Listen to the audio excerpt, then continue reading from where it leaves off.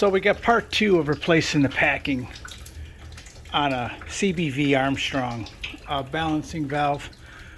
So I removed the handle, I removed the bonnet to expose the inner fiber flat washer. That is this guy right here.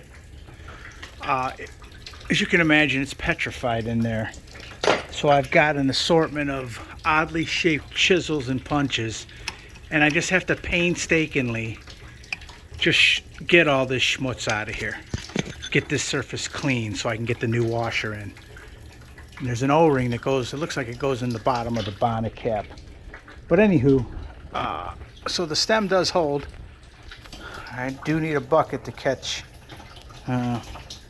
considerable amount of water because it's just metal on metal. That's why it's leaking. Anywho, I should have a part 3 once I get all the seals on and everything's clean. This might help somebody later on down the road. Okay, that's all I got.